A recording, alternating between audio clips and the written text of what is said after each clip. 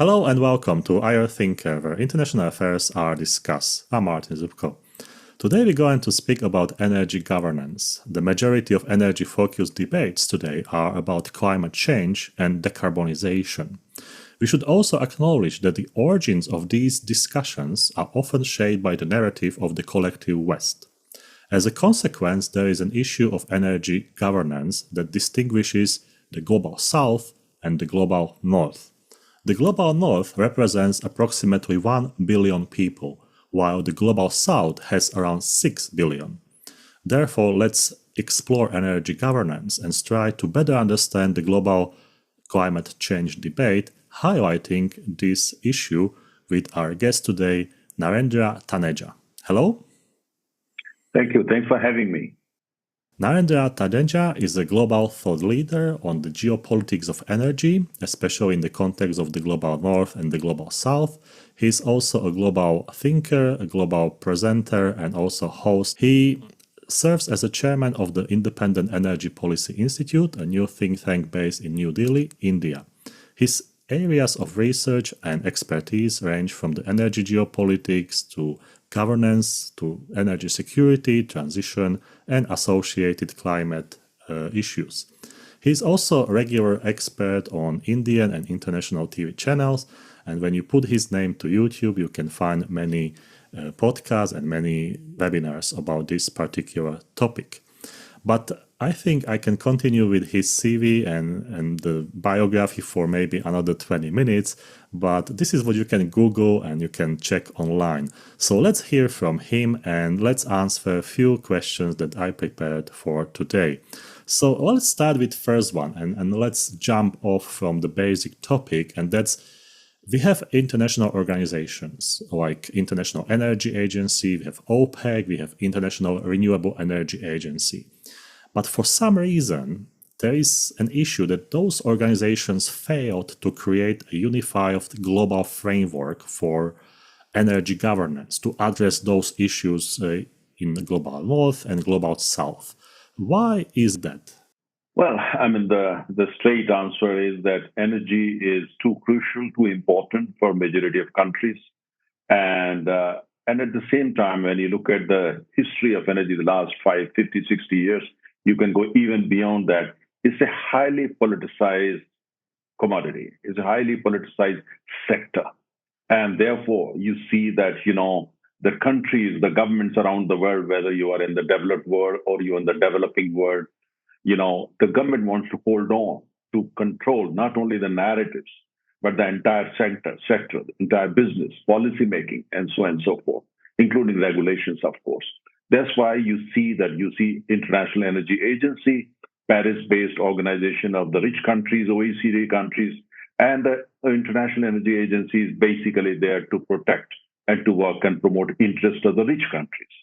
Then you have got OPEC, which is a cartel, and it protects the interest of all petroleum exporting countries. And there is the International Energy Forum based in Riyadh. It's a kind of supposed to be kind of bringing both the energy consumers and energy exporters and energy importers together. It's working fine, but it has not reached, for instance, the kind of, the kind of cruising altitude it was initially aiming at. So there are multiple reasons. That's a separate debate. And there are several other similar organizations. But when you look at the world as a whole, we have intergovernmental big organizations. Let's say for health, you have WHO. For culture, education, you have UNESCO. For trade, you have WTO. And you have a number of other such organizations. Even for maritime, you have World Maritime Organization. But when you look at the global economy, the size of the global economy, the biggest chunk is actually occupied by energy as a whole. It's oil, it's gas, it's coal, is renewable energy, it's atomic energy, so on and so forth. But sometimes people wonder, including me, why we don't have an intergovernmental organization which is truly global for the energy sector. And so there are multiple reasons for that. My own I think probably the rich countries, they don't want it. And secondly, it could be that major energy exporting countries, they also don't want it, because otherwise they work through their own cartels, their own groups and so on and so forth. So there are multiple reasons for that. But the fact is, there is no such organization. So the result is that whenever you see crisis, in the energy world, we saw it in the 1970s. We have seen in the 1990s during the Persian Gulf Wars, and we saw recently, after the Ukraine crisis. We saw that the moment Ukraine crisis happened, within no time, the United States and some other countries, they imposed sanctions against Russia. And then we saw that in the process, European Union country, they started building their own energy fortress. So there was no organization that all these countries, European or non-European or developing or emerging, they could go to that organization, knock at its door, and say, "All right, here we got a new crisis. What do we do as the world community?" So each country, each bloc, each organization started basically to protect its own interests.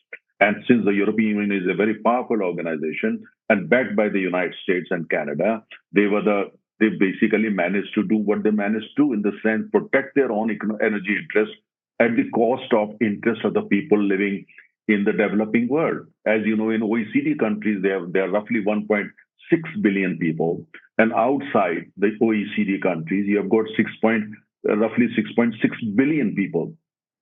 So 6.6 billion people were kind of forgotten.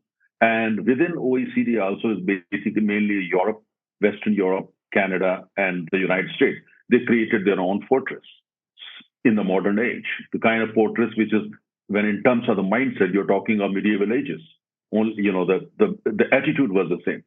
So the result is that today on the landscape, when we see there is no global organization, there are no global regulations, there are no global protocols when it comes to energy. However, we have seen, in the climate summit, like the one we saw in Dubai recently, they have now come out with some protocols, some regulations to restrict, fossil fuels.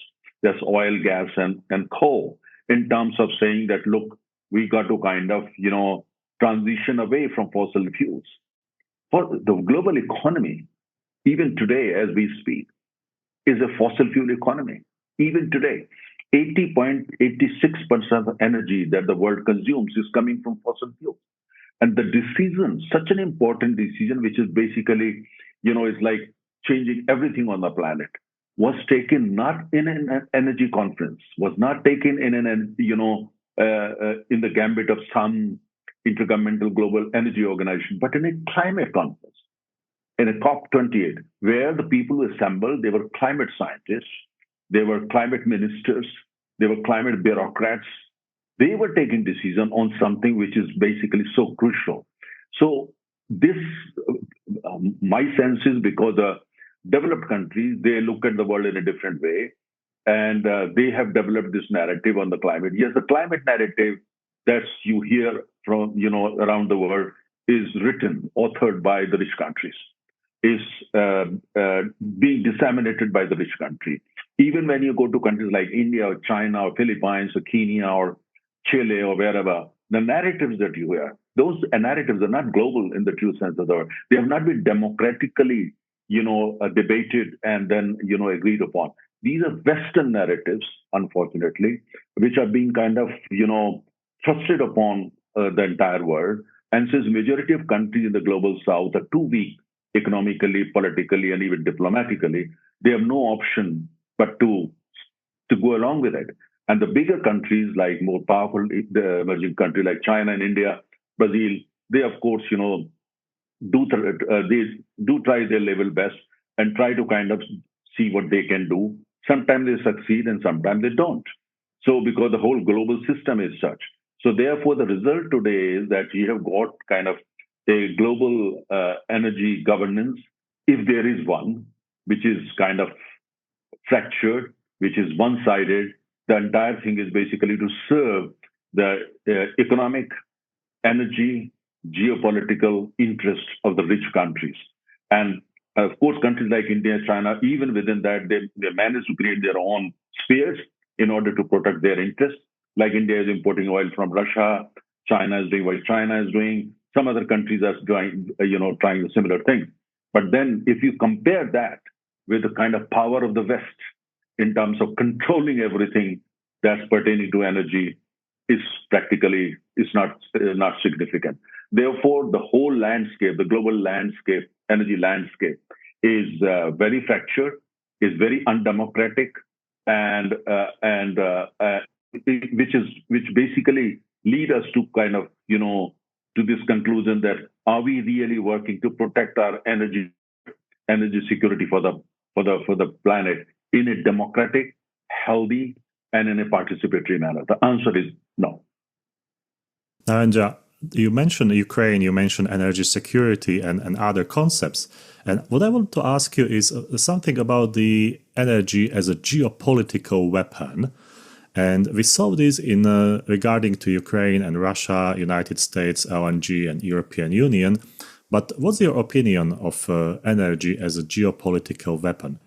Well, it's not a question of regulating energy in the sense that you can probably regulate many other things. The question is that, since energy is probably the most important source when it comes to running the economy, whether running economy at a local level or the provincial level, at the national level or the global level, nothing moves without energy. Absolutely nothing. Household to a war field, nothing moves without energy. So therefore, geopolitics, you see the role of geopolitics. Even, for instance, if you go to a computer screen today and you look at the price of oil, just for the sake of discussion, there are mainly two factors. The price of oil on demand supply, which is pure economics, and number two is geopolitics. And today, if oil prices are high and low, mainly because you see a big chunk of geopolitical premium in the price of commodities like oil, or even natural gas for that matter. So therefore, you can't take geopolitics out of energy. No way. Whether it's oil or it's natural gas or it's uranium or it's materials and so on and so forth. It's very difficult. So therefore, I understand you can't have a kind of a very watertight kind of global form where all the countries, whether you are rich or you are poor or you are very poor, can be there, to work and promote their interest. And then we can find some kind of solution so that, in a situation like what we saw in Europe 2 years ago over Ukraine, doesn't happen again. But then at the same time, look at the recent history. Look at the Persian Gulf War I and the Persian Gulf War II. At the core of that was energy. What else? Actually, to be precise, oil. Because that was the time when the United States was not energy independent. Today, the US is energy independent. But that time it was not. And it was very important for them to protect their oil interest. Because bulk of the oil that America is a very important oil economy, and they were protecting their interests. So behind it, it was that. And secondly, when you look at, for instance, what happened since the Ukraine crisis, what is happening there today? Again, the same story. That protect your interest, even if that means the prices go up, oil, natural gas, and so forth. Also, the climate agenda. I don't subscribe to any conspiracy theory that the Western's obsession with climate is basically to protect this interest because they think so far they use energy in order to, to hold on to, their kind of strength over the global governance, and now they're using climate. So that countries, emerging economies like India and China, because they're developing very fast and they're still very much, fossil fuel economy, so that you can put pressure on them and say, all right, if they don't listen to you, you name them, you shame them. If they try to do that, and they do, and the Western countries are very good at that. So they're doing that actually. Now the point here is that so there are people who think that West is basically so full on renewable energy and green energy and all that is part of it. It's part of their agenda because they're using that as a weapon in order to kind of hold on to their supremacy, their hegemony over the global governance, overall global governance. So some people say that, and there might be some kind of truth, element of truth in the whole thing, because one does really understand the countries which were until recently and even today. Look at the United States. United States is the biggest consumer of oil on the planet and also the biggest producer of oil. It's not Saudi Arabia. It's not Russia. The biggest producer of oil is the United States and also the consumer. And they are the one who basically today talk like the god of climate and pope of climate. And they want the entire world to listen to them, their narratives, and follow them. Be subservient. And if you are not, you are named, you're shamed, you are the great hurdles for you and so forth, depending, your size, your economic muscle, and so on and so forth. So what kind of global system is that? Are we in 2024 or we are in the 16th century? If we really care about climate, we really care about energy, especially in terms of energy security or climate security, the only way forward is democratic. Only way forward is democratic, which is based on justice, because the developing countries have the right to develop. And at the same time, if they have to worry about climate in the developing part of the world, they should do it in their own way. And how can that happen? Only through one thing: conversations, dialogues. Whether you're poor or you're rich or you're emerging economy or you are a very rich country or super rich, we all sit across the table and talk and talk and talk and find a solution. Definitely. And also, we should add that if people want to research the topic, there is also the concept of the petrodollar, which is very important when we speak about what you just stated. Narendra, there is a concept, the another one that we want to speak about is the energy poverty. And we know that this concept is not only in the global south, but with rising energy prices, I think that also people in the West, they're starting to feel that sort of complications to pay energy bills. But from your point of view, you live in India, you live in the country which is the most populous country in the world. So what does energy poverty mean for you as a person from the global south? But I'm aware of the rising electricity and gas bill, let's say for the sake of discussion in the United Kingdom. It's challenging, but at the same time, you can't really call it energy poverty. Gas is available, electricity is available, and most people still live a comfortable life. In winter, you know, their rooms are reasonably warm, and in summer, if needed, they can switch to the air conditioner. Not in England, but maybe in other parts of the world. In England, also, in some places, you need air conditioner during summer. But when we talk of energy poverty, basically, we are talking about large number of people on the planet who either don't have money to buy energy if it's available, or they just don't have access to energy. We still, even today, there are roughly about 3 billion people on the planet who live below energy poverty line. 3 billion people. And what is energy poverty line? Basically means that some of them might have some access to electricity to switch on maybe one electric bulb, or maybe charge their mobile phone, or maybe access to a gas cylinder for cooking. That's about it. And but we have about 750 million people even today who don't have access to electricity. They don't have it. There are many across, the global south. They have access to electricity, but they don't have money to pay the electricity bill. So even though they have access, they actually hardly switch on, except maybe for 3 hours in the evening because they can't pay the bill. And many of them who have access to electricity, but they can't afford to buy, let's say, a refrigerator.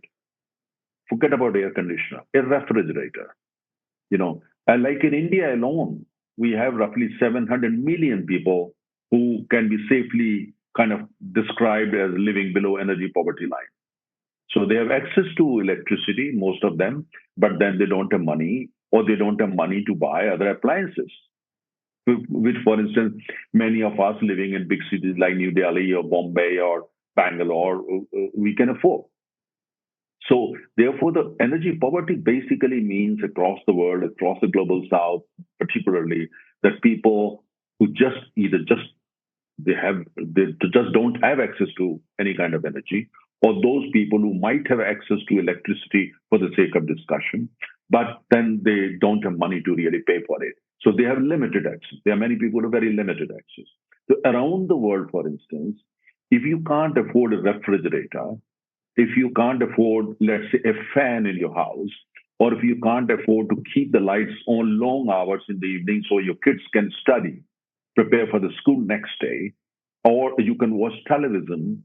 The housewife can watch television till maybe 11 in the night just to entertain. If you can't do all that, you're below energy poverty line. And let's not forget one thing. In majority of countries in the global south, this electricity is also coming from coal.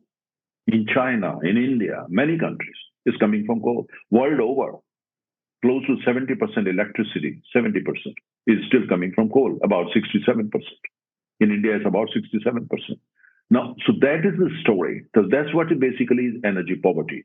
When you have all those things available, you see them on your mobile phone, you see them on your television set, but you don't have access to it because of all these constraints. So that is energy poverty in the global south. And when I travel around in India, Bangladesh, or Indonesia, or in Africa, I see it everywhere. When I go to Europe, which I do quite often, I don't see any energy poverty there. Yes, prices can go up sometime and they can be protesting, but that's about it. But so there is no energy poverty as such, at least in most parts of Europe. I'm glad you mentioned the sources of electricity and energy because when you read newspapers and when you go to internet, you often read those sensational stories about how renewable energy projects are implemented in the global south. And then there is the perspective and sort of like perception that you are basically okay because you are implementing renewable energy projects. You have the solar, the hydro, and others. But let's speak about the reality. So, how the global south and renewable energy work today? Like, what can you tell us about this? And maybe there are some myths you can clarify. Well, you see, the renewable energy is rather a kind of a new phenomenon. Like in India, we are doing extremely well in terms of solar power.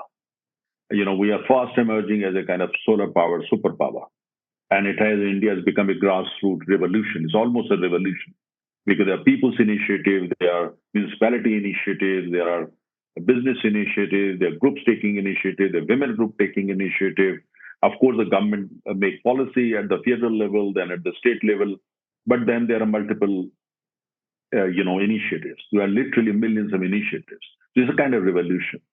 And there's subsidy available, for renewable energy and all that. But at the same time, when you look at solar power panels and cells and all that, we are heavily dependent on imports, 70 to 80% almost, mainly from China.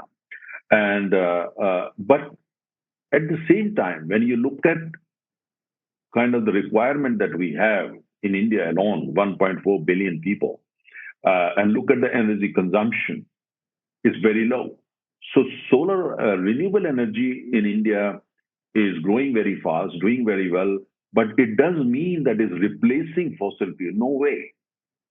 It's an addition to fossil fuels.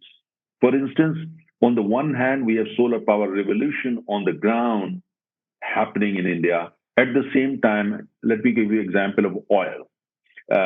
Today, we consume 5.5 billion barrels of oil every day. We used to consume 4 million barrels. We used to earlier consume 3 million barrels. It has gone up to 5.5 million barrels. And in time to come, we are going to do even better in terms of renewable energy, most particularly solar. But at the same time, our requirement for oil, consumption of oil, probably is going to go up to 6.5 million barrels, maybe to 7 million barrels. Some projections even say 8 million barrels in coming 10 to 15 years. If we continue to grow at 6 to 7%, if we grow at 9%, probably it's going to be even more.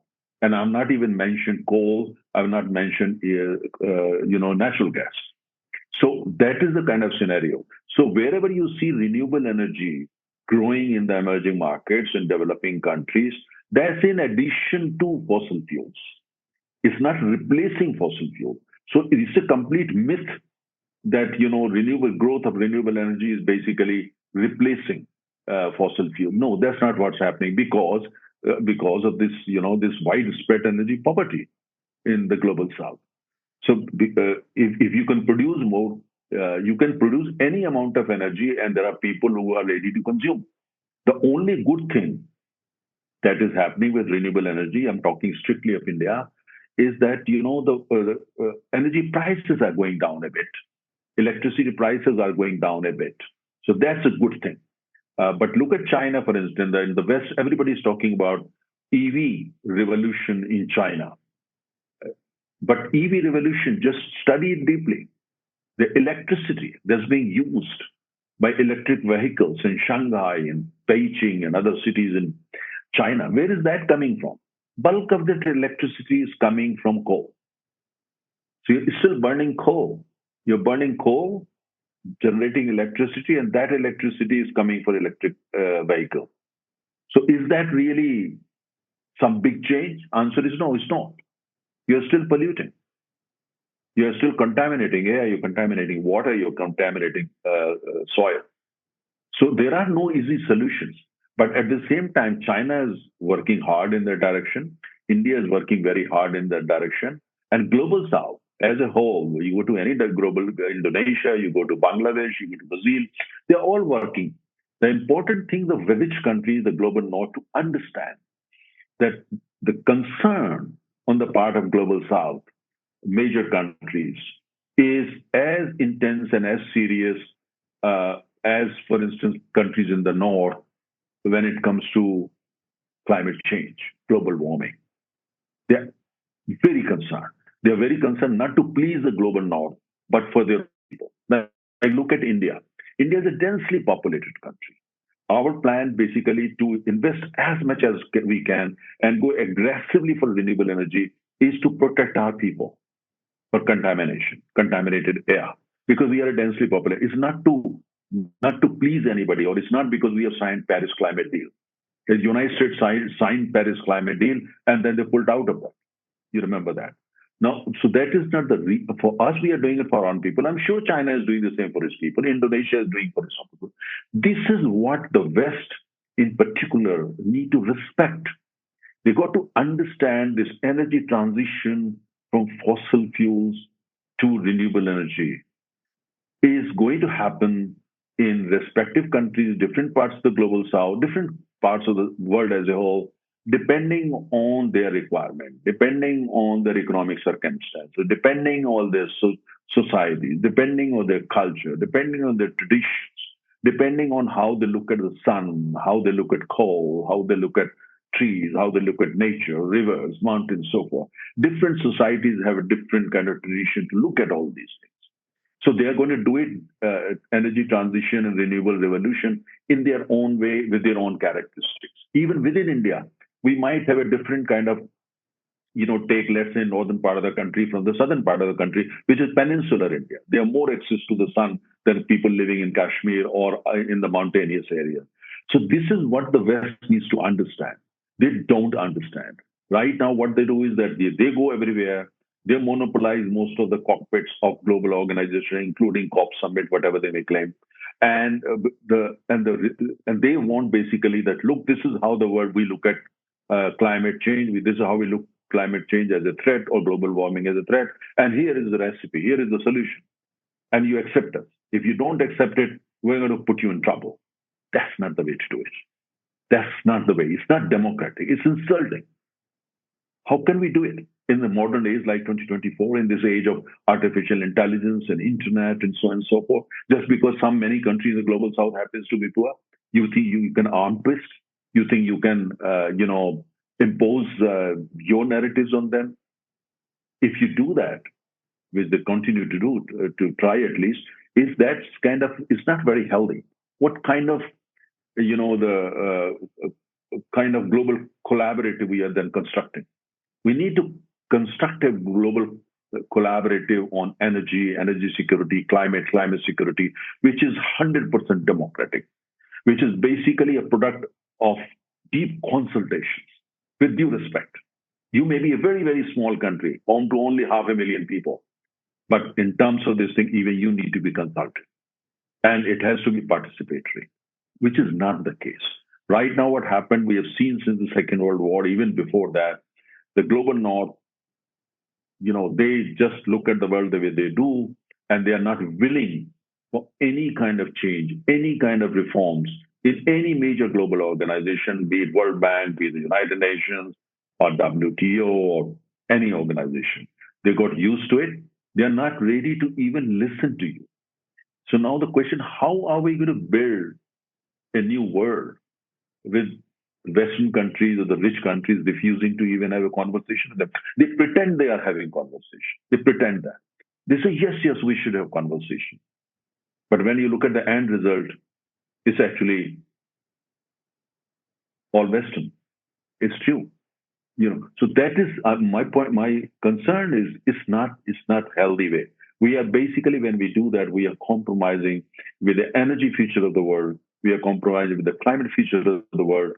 Unless that's what we want to do, that's a different story. Otherwise, I think they got to realize the world has changed. They got to realize there are other major economies, there are other major powers on the horizon now, and it's important that you consult them. And also, in modern age of this internet and artificial intelligence, you may be small, you may be big, you may be poor, you may be rich. If you really want to build a global collaborative, then we have to respect everyone. Thank you, Narendra, for a good explanation of not only the answer for my question, but also about the energy security and your concerns. So let's be slightly more specific and let's use that remaining time of this episode to basically try to theorize the design of that new institution or maybe the new movement for the energy global governance. So let's start with the basic question, and maybe you can use your experience and knowledge to clarify a little bit more some sort of basic strategic pillars that you would like to see in that new global governance. Well, this is a very important question. You see, I think, first of all, when we think of global organizations, intergovernmental organization, we still basically look at the intergovernmental organization in the context of Bretton Woods organizations, or we look at other organizations which came into existence in the 50s and 60s. Like United UNEP came up, of course, much later, but it's more or less the structure are the same.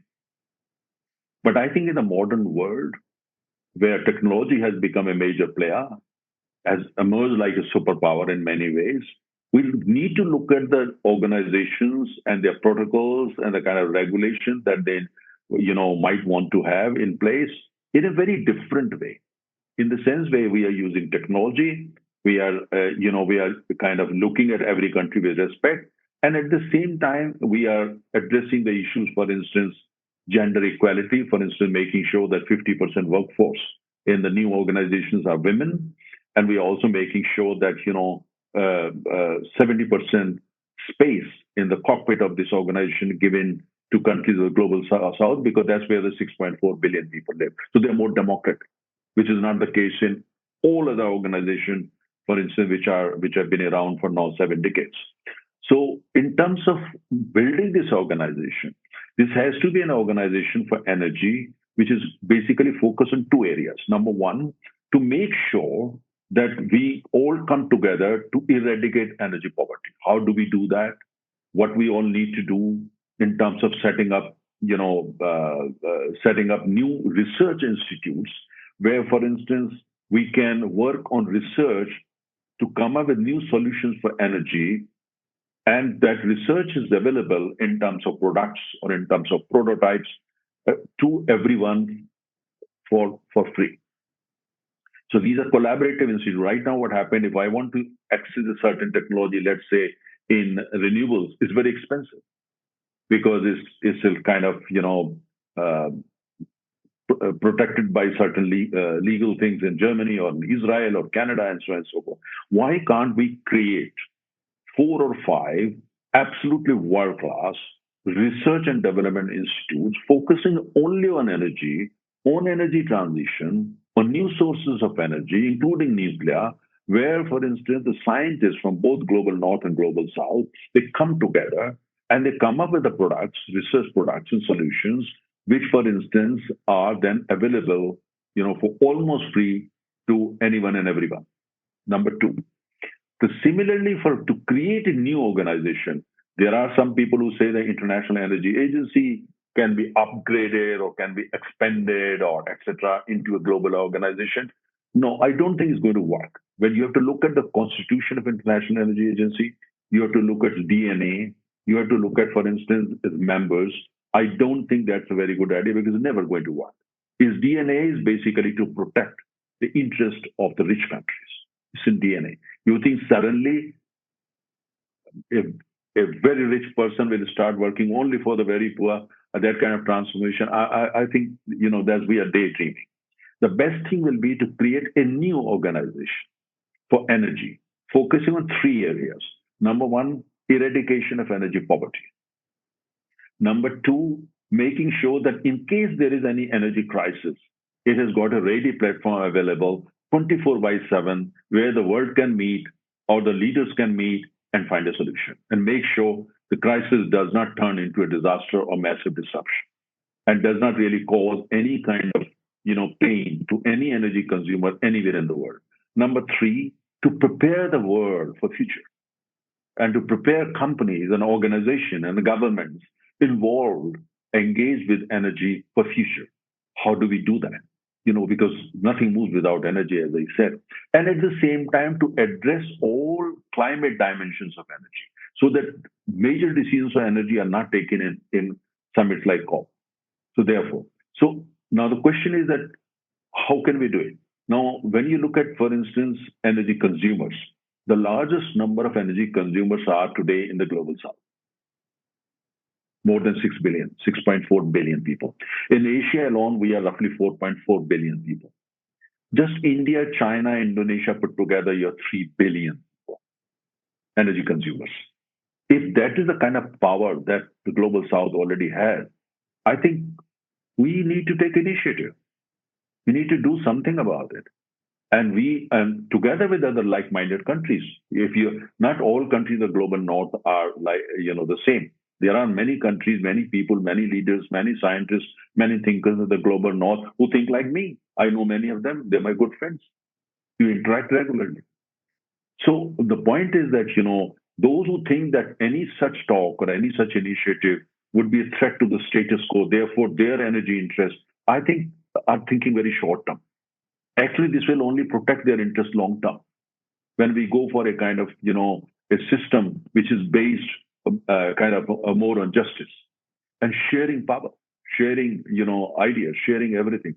So ideally, such an organization should be based somewhere in New Delhi or in Bombay or in Shanghai or in Singapore or in Jakarta, Seoul, Dubai, and Colombo, any of these countries, because that's where the global energy gravity center is today. It has moved from Atlantic to this part of the world. So the point I'm trying to drive home is that, and this organization does not have to be a very bureaucracy heavy, very heavily only kind of working in such a way where everything takes so much of time. It has to be more dynamic. It has to be more modern, and it has to be kind of also using technology to the extent possible. For instance, for that, you don't need a secretariat where 5,000 bureaucrats sit or 2,000 bureaucrats sit. No, it can be very lean and, organization in the sense where at the global headquarters, you may have just 200 or 300 people, and others associated with them can be wherever they need to sit. Because today you can connect with anybody and everybody practically in no time, like we are talking. So therefore, and secondly, as I said, that 50% employees or scientists or people must be women. Very important.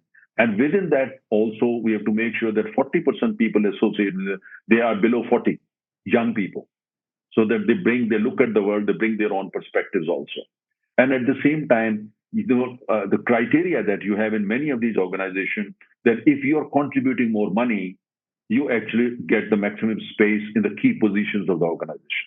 If you look at any global intergovernmental organization today, that is the case. You find majority of the bosses are from the West. They're not from Bangladesh or Pakistan or Nepal. They're not. They're from the West. Why? Look at the World Bank. Only an American can become the president. Today, the president is an Indian, but he's an American citizen. He's of Indian origin. He's not Indian. He's an Indian American or American Indian. Now, we need to change it. That's why you see that there is a new bank called New Development Bank.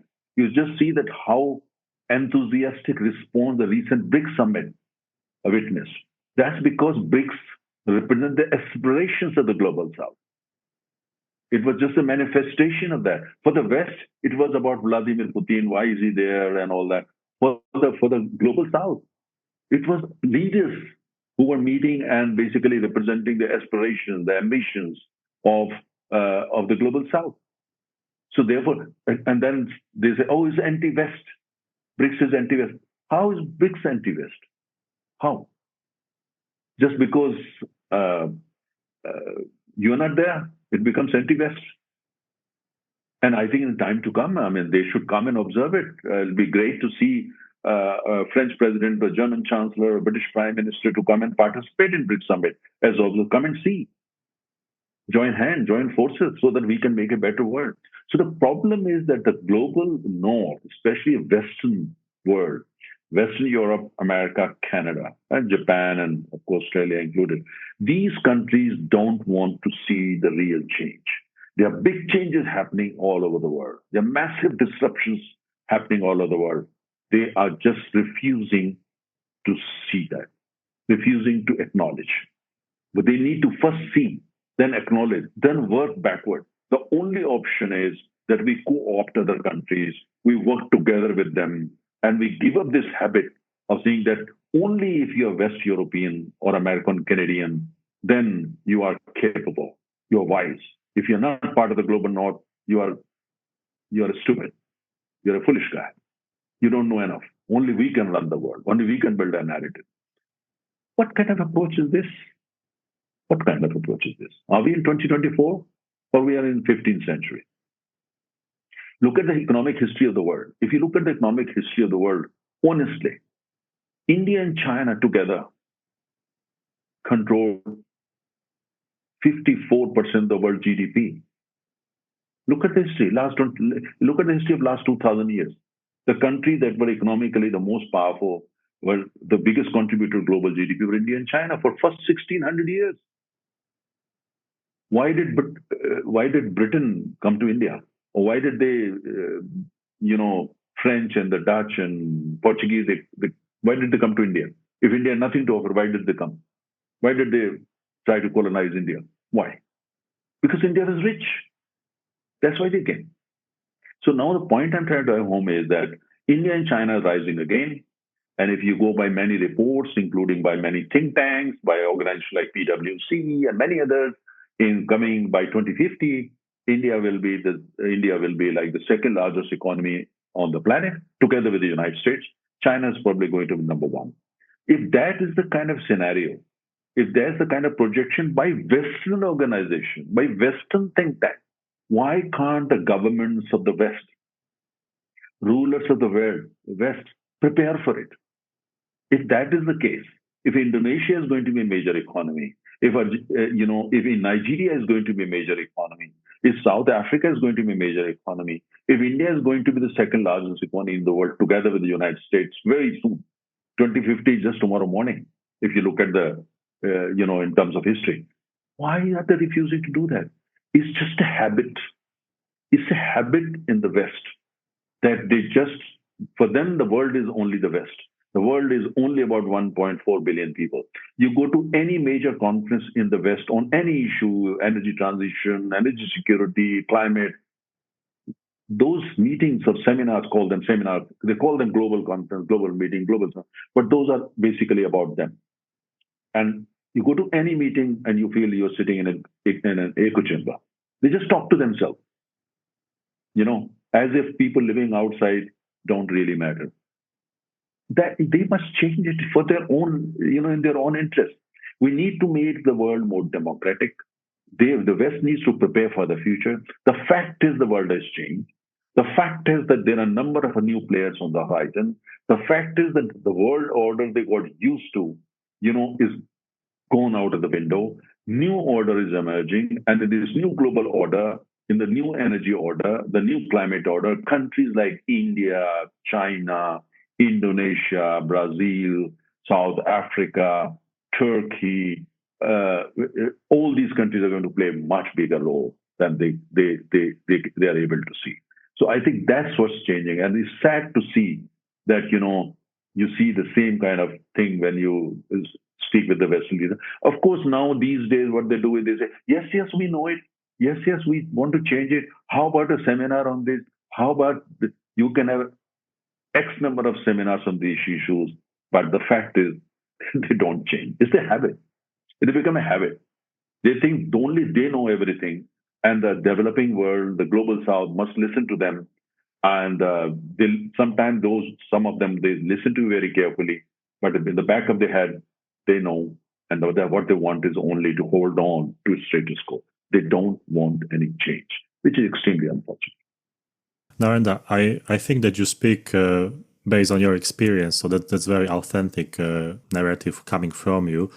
But there is one thing that I am concerned about, and this is based on examples, for instance, from the United Nations, from the NATO, from the pandemic of the COVID-19, and all those global issues where, for some reason, that general benefit for the global world was ignored. If, for instance, we have these institutions for the energy governance, what would be the mechanism to impose final decision coming out of this institution? The reason that these organizations, including the European Union and many others that you see around, especially the United Nations and those associated or affiliated with the United Nations, they are what they are, and most of these organizations have become even, not productive enough. Sometimes people say even irrelevant. I won't go to that extent. We need global organizations. But I think the reason is that, if you create for the modern times, you need to create organizations which are new age organizations.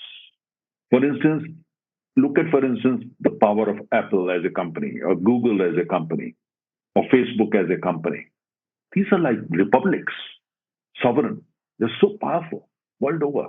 They influence elections in many countries. They influence decision making in many countries.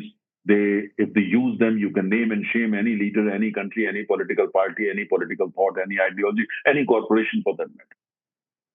So an organization which would, basically also be able to see all these realities, the new reality. So it has to be a new age organization. Therefore, the structure has to be more democratic, where you give, for instance, power more to kind of, the members who are part of it. Let's say, for the sake of example, today, if a crisis happens, let's say in Europe or in the Middle East or in Taiwan or any part of the world, ultimate body is the UN Security Council. Only is not the United Nations General Assembly, is the UN Security Council. And what is United Security Council? 3 members are from Europe, 3 out of 5 veto power. Russia, France, and Britain. And all these countries, by the way, in terms of the size of economy, are much smaller than India. But they are there. India is not. And then you have got, of course, China and the United States, and they are fighting with each other. China wants to be the superpower, and United States say we want to let that happen. So they are locked into kind of a massive shadow war. So how can you take any decision in such an organization? So what you have to do, we need to rethink the United Nations, rethink and restructure. But the Western countries won't let that happen. They will not allow that because they call it, if the United Nations sanctions impose country X, it works for them. They control the United Nations. If you make United Nations truly democratic, if you make the Security Council truly representative and democratic, they won't be able to do it. So the new organization structure has to be such where we fall back upon the kind of old Greek model. We fall back upon the ancient model in India, which we used to practice 2,400, 500 years ago, which was very democratic. By the way, one of the first republics in India was Vaishali in India. So democracy is nothing new for India. But so coming back to this point, so the new structure has to be such where decisions are taken with the support of maximum number of countries. Let's say 70% countries are with that decision. Once you have 70% countries genuinely on board on a certain decision, it can be a sanction, it can be stopping a war, or it can be about energy, decision on energy, let's say on oil or renewable energy or atomic energy. and and the world knows that those decisions are taken in a democratic manner. Those decisions have nothing to do with the vested interest of country X of country Y, or the you may be there, but you all have equal power and all that. I think then it will have a very very different kind of results. The problem is that it's not these global organizations, which have failed. It's the people behind them, vested interests behind them. They have actually failed these organizations. There is no democracy in the UN Security Council. The way majority of these organizations are run, intergovernmental organizations, there is no democracy. So the result is what it is. So therefore, I said we need to rethink the United Nations. I don't say scrap it, rethink, and then restructure it, make it more democratic, make it more representative. United Nations is a great organization, but is losing its relevance, and the reason is very simple. The reason is because it's not able to work. So we need to revisit. I can't understand an organization which created immediately after the Second World War, why countries are hesitant to recreate it. Why can't it be done? Why can't we just scrap the UN Security Council? Or if we want to have it, then modernize it, restructure it so that it represents 80% of the world population. Today it doesn't. 80%. Africa is not represented there. So therefore, you find that around the world, the organization which has become today the voice of the world, it's not an organization, it's a movement, is G20. It represents 80% of people. But it doesn't have a secretariat, it doesn't have a constitution, it's more like a movement. But it's a very good movement. BRICS is a very good movement. There are similar, African Union is a very good movement. So there are several. So we need to move with the time. The problem is the world has moved on. Technology is helping, facilitating. Technology is also creating massive disruptions in both ways, in a positive sense or also in the negative sense. And we need to basically look at the world, look at the energy landscape, the climate landscape, the global governance landscape, in view of these massive changes which happen. The problem is the people who are running the world, they're still stuck in terms of the way they look at it, the way they think. They're still stuck in the 1950s and 60s. But people who are actually driving technology, people who are behind those big changes, people who are basically behind many new changes around the world. Many of them, or most of them, are people with new ideas. Many of them are much younger. Many of them look at the world with a very different eye. So there's a huge disconnect between who have the real power, political power, and those who are the main drivers actually changing the world. So there is a disconnect. Narendra, do you think that under some circumstances that new energy governance organization or institution can be a part of the United Nations? I think first of all, unless we can reform the United Nations first, we can revisit, reform, and make the United Nations more relevant and free it from the clutches of some powerful countries. Unless we are able to do this, no point creating an organization, handing it over to the same people who don't want change. What's the point then? That we create a new global organization, let's say for energy, and we hand it over to the same people who don't want the change. What's the point then? I mean, give me one example where, for instance, the United Nations is representing the interest, aspirations, the worldview of, let's say, people who are below the age of 40 around the world.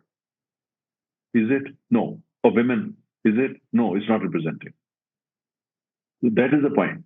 So therefore, you take their resolutions, everything, the language is the same, everything is there. You take a resolution passed by United Nations 1950s and 2024, they all sound similar, except the names have changed sometimes. Even the English is same, the language is same. So my point is that, it's no point. I think we need to create an organization for energy, for global governance of energy, which is flexible, which is democratic, which is not in the business of dictating countries, which is not in the business of saying that we know the best, but an organization which looks at the ground reality, which looks at, for instance, what needs to be done, which has empathy for those who don't have access to energy, which also at the same time energy sees that majority of these energy companies are among the most powerful corporations in the world. So which is kind of strong enough, has a strong spine, so that it doesn't give up to their pressure or what comes from them. So to create a new culture. And I can tell you that if we can create a new culture, a new organization with a new culture, with a new outlook, maybe United Nations will actually visit such an organization and try to learn something from them. Because the corporations can be powerful, because corporations have only one agenda, that's to make profit. And there again, as he said, that we need to kind of understand things that look, you may be a big corporations working in the field of energy, but it is in your own interest that such organization that I'm talking about, call it World Energy Organization or call it by any name, and that this organization is a very, very different child. It's a child born to secure a new future. It's a child born to secure a democratic future for the energy sector. Because without energy, nothing moves and nothing's going to move. In time to come, if we are not careful, the people who will be left behind will be the people who don't have access to energy. Look at AI. You go to any AI lab, AI is so energy intensive. They need more energy than any other lab, which means that, whatever energy is available is going to be consumed more by corporations, more by this thing. And unless we are very careful and we make sure the energy kind of becomes more affordable, then, these people below energy poverty line are going to suffer more. And don't forget one thing, that the gap between energy haves and energy have-nots is growing. 80% countries in the world are energy deficit. 80%, including India and China. Look at Japan, so severely energy deficit. Look at Bangladesh, look at Pakistan, look at Indonesia, energy deficit. Look at Africa, a continent, that is so important for the future of the humankind. Because as part of the conversation, I must mention this, that African leaders, both political leaders and economic leaders and thought leaders, they should desist. They should not mimic, not copy Western countries.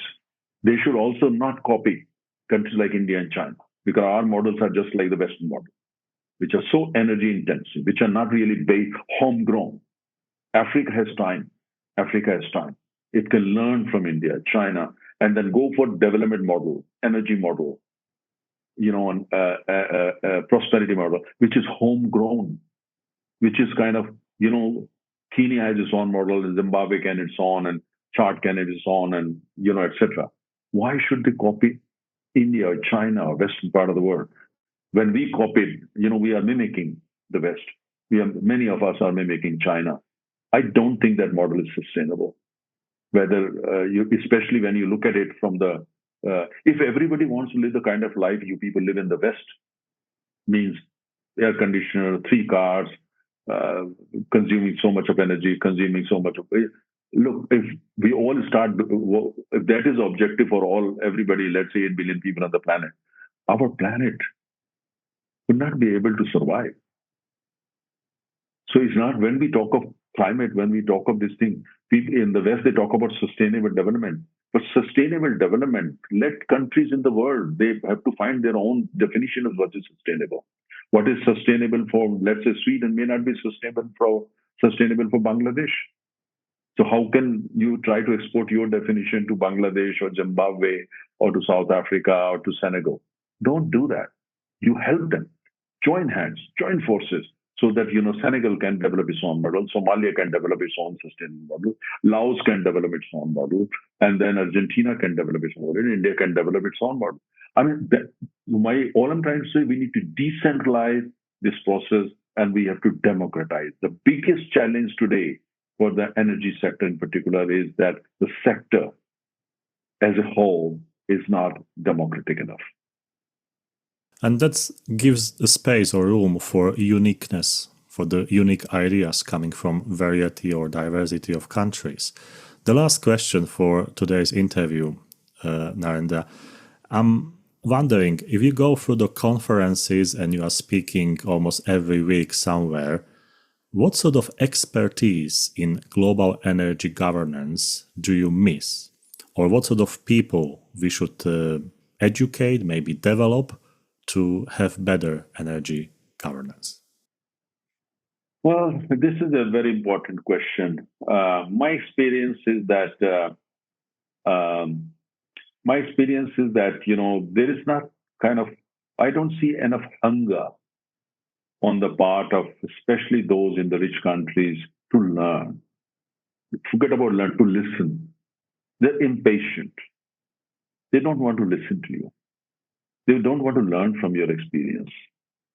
Majority of countries, I find that especially the uh, in the global north, what I miss is that when you tell your stories, when you share your anecdotes, when you share your experience, majority of them they don't have patience. They think that they know the answer.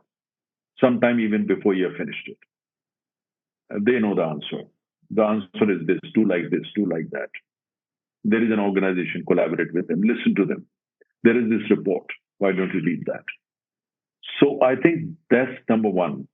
Number two, my experience is that part of the reason because that's the way it is because there are no genuine platforms, honest platforms, transparent enough platforms where, for instance, the emerging economies or the developing economy leaders, thought leaders, and political leaders and diplomats, they are meeting regularly. They meet only in those formal summits where very often there are issues that need to be addressed. So there is no time, there is no space for new ideas or to think. They are there only to manage a crisis or to manage their interest or to bargain and negotiate for their interests. So they come with fixed ideas and a fixed agenda that how do I navigate so that I get to what I want. So majority of big summits are basically not platforms for such ideas. So what we need is kind of more platform where, for instance, you're not going there just because you have an agenda X or a treaty to sign. You're going there because you want to learn, listen, and build a new way. You know, I don't see that. Go to any you go to COP summit or you go to an International Energy Summit, energy agencies conference and things like that.